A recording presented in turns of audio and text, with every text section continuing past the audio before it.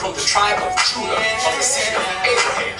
I ain't no Egyptian, I ain't no Muslim, I ain't no Kabbalist, and I definitely ain't no African. Why you all up in Islam? You ain't Arab, you're a Hebrew. Man, it's getting crazy everywhere I look. I see you. Some of y'all say you Egyptian, you can't read the hieroglyphics, you don't know what they really say. That makes you religious, cause you just believe in what you heard was right. So why you mad at me for saying I'm an Israelite? Welcome. We're in the studio again with Master Kupi. He's back with his 23andMe results. That's right. So we're about to follow up with the information and the genealogical as well as DNA research. Mr. Kupi, can you please share your experience with 23andMe and why you would recommend others to use this DNA research? Well, let's start by saying I am very satisfied with my results. I am even more impressed with the time of delivery in which I received my results.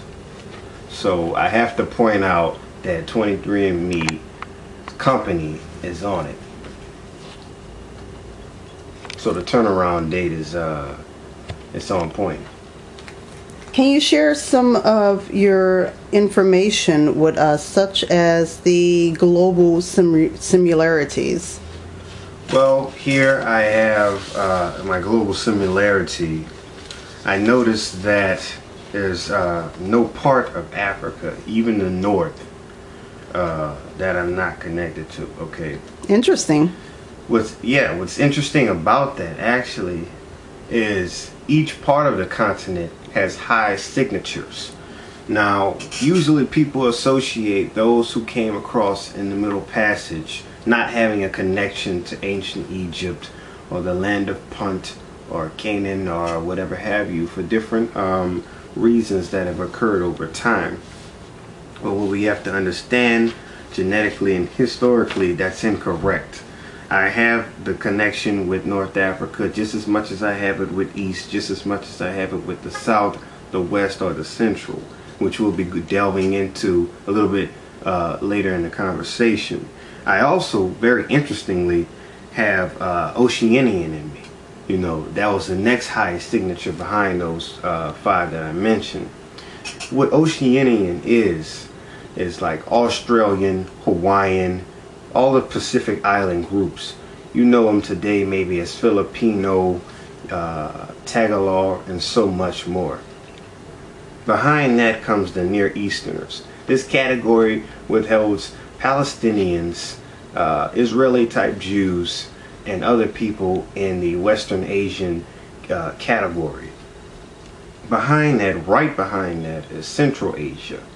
Now, if you understand Central Asia, like the parts of China and also Eastern Asia, which is your Japan as well, which I also find that a lot of other of my DNA carrier traits and signatures are very Asian. So behind that comes Siberian. Now, I'm pretty sure you're wondering, well, what's that? Well, Siberian, unlike the dog, traveled over the land bridge that they call the Strait, and when it crossed over, they came into the Americas and later became the Native Americans. But first, they started off as the Eskimos. So I have that in me, which would explain the Native American percentage. Behind that comes Southern European, which I'm pretty sure many of you are familiar with. If not, that's Italy, you know, France, Spain, so much more.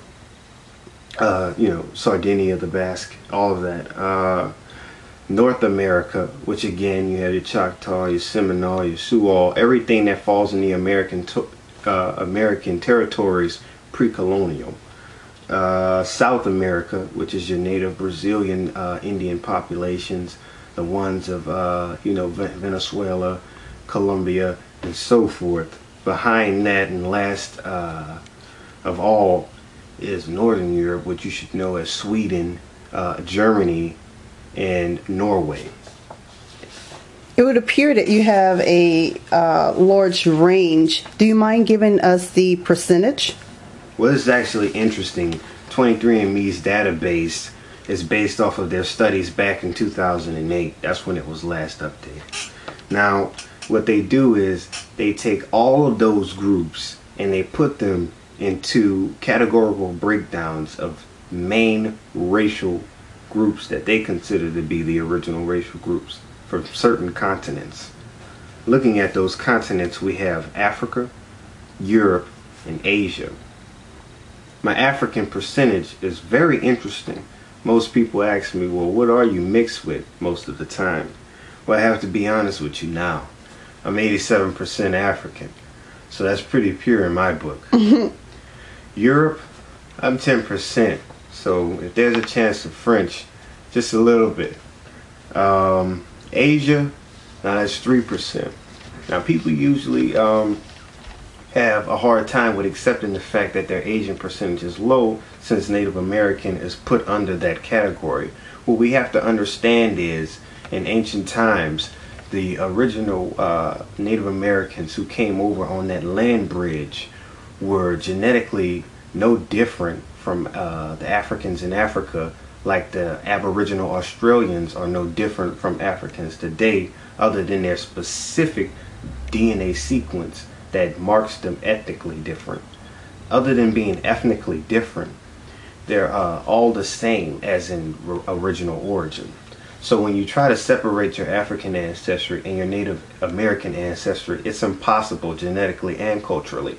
Because if we look at such films as Avatar, we can see the similarities that James Cameron used between the Native American and African aspects.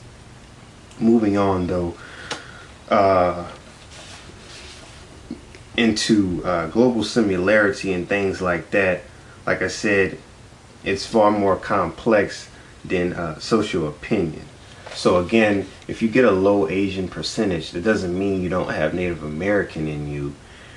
It just means that it's been, as America's become more and more diverse, it's being, I wouldn't say watered down, but doubled and quadrupled on top of by other mixtures. I understand that 23andMe offers the paternal and maternal haplogroups. Can you please tell us what yours is and explain for our audience exactly what the haplogroups are, what it represents? Okay, that's actually a good question, because haplogroups are the origination of a specific migration that took place out of Africa.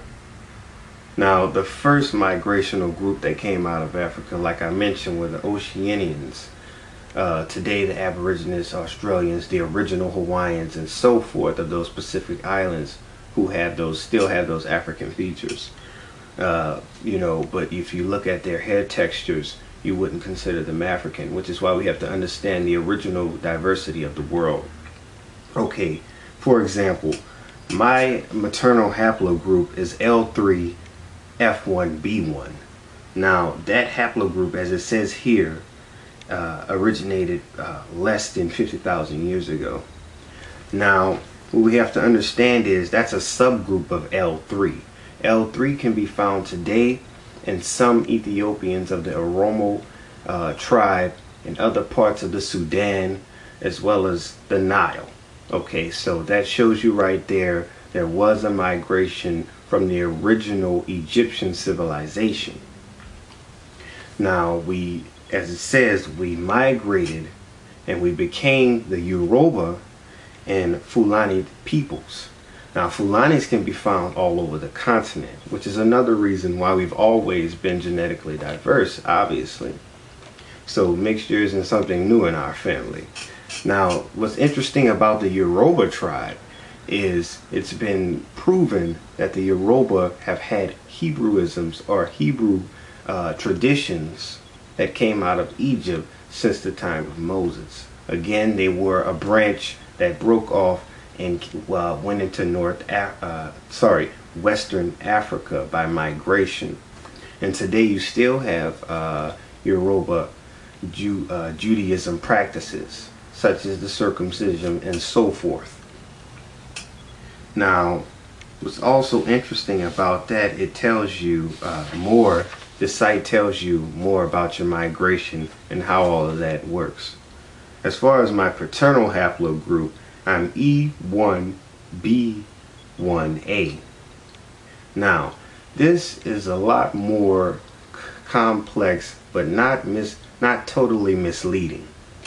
What's interesting about this haplogroup is it's also a subgroup of E, but it's quite different than the first one I described. It originated 20,000 years ago, and the populations is amongst Bantu speakers, which I have to be honest, that's a large group from Mali and Senegal all the way on down to Cameroon, and maybe even southern Africa to Angola. So honestly, on my paternal side, there is no one tribe that I can claim purely.